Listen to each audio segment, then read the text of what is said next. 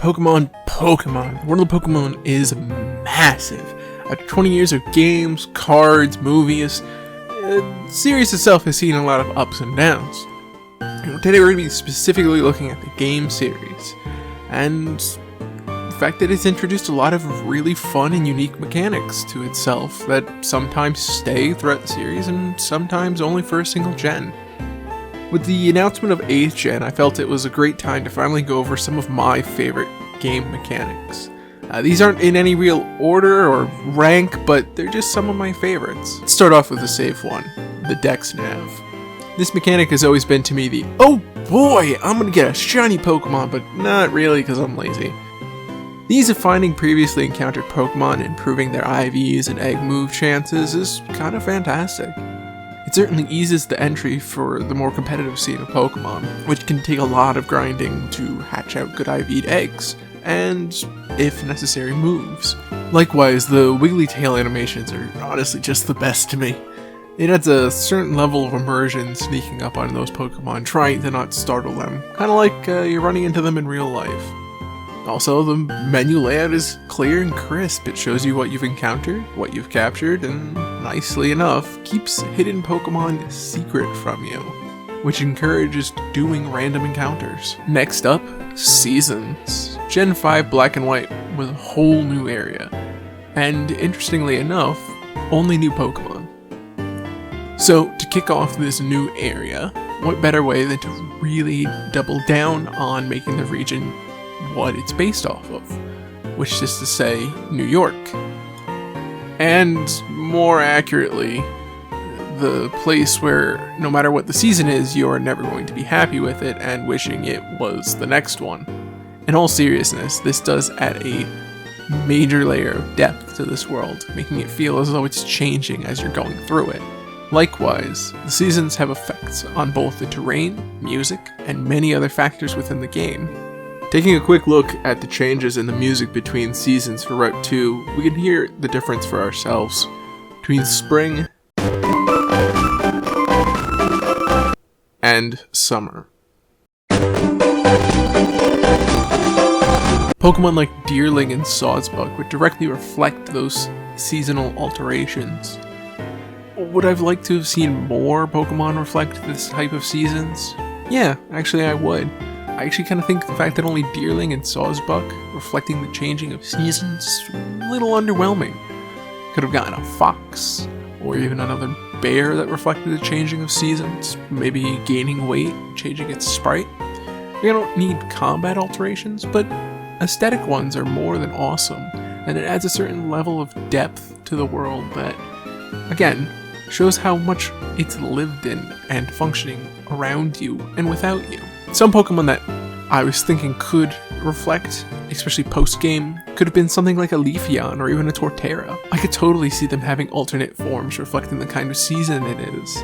You think of Leafeon changing colors, or Torterra's tree on its back growing and dying and flowering. That's so cool. Alright, next up is Alolan forms. Alright, so you know how I was going on previously about the fact that I really enjoy alternate forms of Pokemon? Yeah, Alolan forms totally scratch that itch for me. Gen 7 brought us a lot of new Pokemon, but the 18 Alolan forms stick out to me the most. Besides all the awful speed stats that Gen 8 pretty much has. Most people tend to mention how gorgeous Alolan Vulpix or Ninetales is, but I actually have a soft spot for Sandslash. There's something about the icy spikes replacing the scales that just tickles my fancy. Although, I gotta admit, a good runner-up is Alolan Executor. I mean, just look at that neck! Hell, it even makes an appearance in Smash Bros, and its entire purpose is its neck. That's one long boy. Alright, let's talk about one that's probably slightly more controversial. Pokemon directly in the overworld from Pokemon Let's Go. Let me start this off by saying, there's nothing necessarily wrong with random encounters. As a longtime veteran of the series, I've had my fair share of them, but I did enjoy the fact that I could pick and choose my encounters that I ran into while playing this game. Furthermore, to me it added this layer of, once again, immersion that I do enjoy, and making this world feel alive, functioning. I could directly see the Pokemon run around in front of me, and it wasn't some random Rattata coming to mug me for the 8th time when, honestly, I wanted nothing to do with it. On Route 1, I could just avoid encounters that I didn't want to deal with, which, rather than grabbing my Max Repel out of my bag for the 18th time today, I could just run around instead. Do I think this is going to come back in Sword and Shield? Probably not. I have a feeling that random encounters will be back, and back in force. But would I be happy to see it? Yeah, I'd still love to see Pokemon running around in the overworld. I will say, I do have some problems with the mechanic. The lack of interaction between the Pokemon is a little disappointing.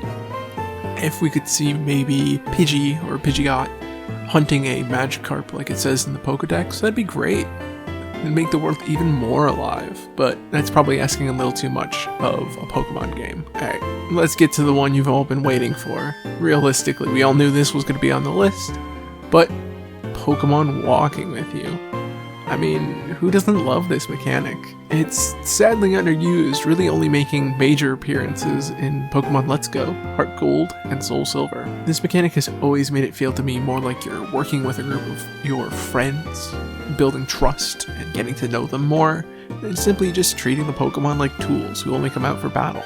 Plus, the simple interactions that the Pokemon have with certain areas is just great.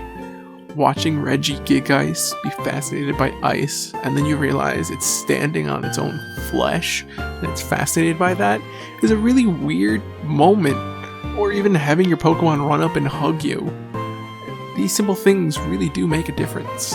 I mean, hell, even within Let's Go, Eevee hits on your mom, which, kinda weird, but hey, you do you, Eevee. You do you. If you liked this video, make sure to hit that thumbs up button and subscribe. Special thanks to Loopy for his fantastic Pokemon background. Go check out his work in the description down below. He's got some utterly fantastic GIFs over there. Again, links in the description. Seriously, go check it out. The shit's pretty hype. Also, if you have any video topics you'd like to see me discuss, please make sure to comment them down below and I'll get to it.